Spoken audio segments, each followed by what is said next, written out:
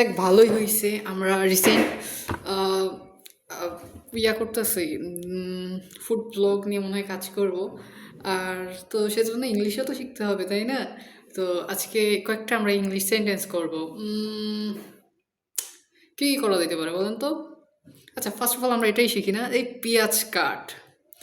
পেঁয়াজ কাট, কারণ পেঁয়াজ কাটলে আমাদের চোখ দিয়ে পানি পড়বে, সো আমরা এই জন্য ওটাই করব। শাস্তি দিয়ে শুরু হোক আমাদের পড়াশোনা আজকে, ঠিক আছে? আচ্ছা, আমরা শুরু করি। যে পেঁয়াজ কাটো এর ইংলিশ কী হইতে পারে বলেন তো? বলেন। আচ্ছা, আমি বলতেছি। পেঁয়াজ কাটো এর মানে হচ্ছে ক্রপ দ্য অনিয়ন।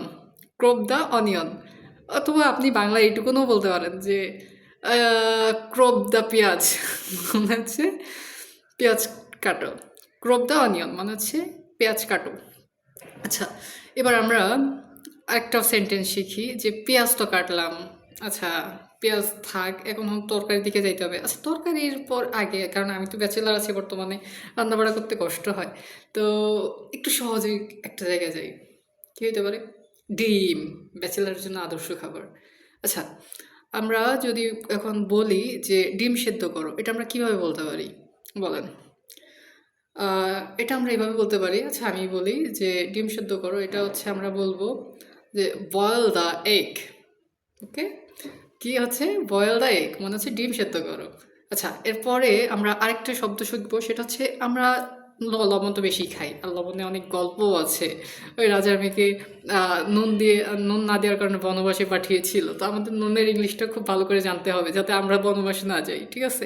আচ্ছা, চলো না আমরা এখন শুনে নিই যে নুন দাও, আর একটু নুন দাও, এটা কিভাবে আমরা বলতে পারি? Let's get start. ওকে, আর একটু নুন দাও এর মানে হচ্ছে অ্যাড দ্য লিটল সল্ট, বা অ্যাড এ লিটল সল্ট। কী বলতে পারি আমরা? Add a little salt. Add a little salt মানে হচ্ছে আর একটু লবণ দাও। আচ্ছা, আমরা তো এই লবণ ভাত খাওয়ার সময় সবাই খাই, তাই না? তো আমরা বলবো ন্যাচারাল এরপর থেকে যে আর একটু লবণ দাও। ওকে। আচ্ছা, আর রান্না করার সময় মেয়েদের বেশি এটা জানার প্রয়োজন হয়, যে বা আমরা বলতে পারি যে আর একটু তেল দাও, আরও তেল ঢালো।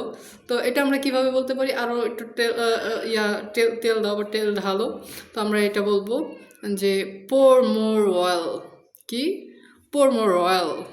পোর মোর অয়েল মানে হচ্ছে আরও একটু তেল দাও। পোর মোর অয়েল মানে আর একটু তেল দাও। আচ্ছা, লাস্ট একটা সেন্টেন্স বলে আমাদের ভিডিও শেষ করে দিব, ভিডিও বড় হয়ে যাচ্ছে। এখন পেঁয়াজ কাটলাম, ডিম সেদ্ধ করলাম, তেলও দিলাম, নুনও দিলাম, কিন্তু এখন তরকারি না হইলে তো খাইতে পারবো না রাত্রিবেলা। তো এখানে আমরা তরকারি ইংলিশটাও শিখি, তাই না? তো তরকারি ইংলিশটা আমি কিভাবে বলবো? যে তরকারি বানাও। তো তরকারি যদি আমি কাউকে বানাইতে বলি, দেন হচ্ছে আমি বলবো মেক দ্য কারি। কি বললাম? মেক দ্য কারি মানে হচ্ছে তরকারি বানাও, তরকারি বানাও। Make the curry, that mean তরকারি বানাও। ধন্যবাদ সবাইকে। আসসালামু আলাইকুম। আল্লাহ হাফিজ সবাইকে।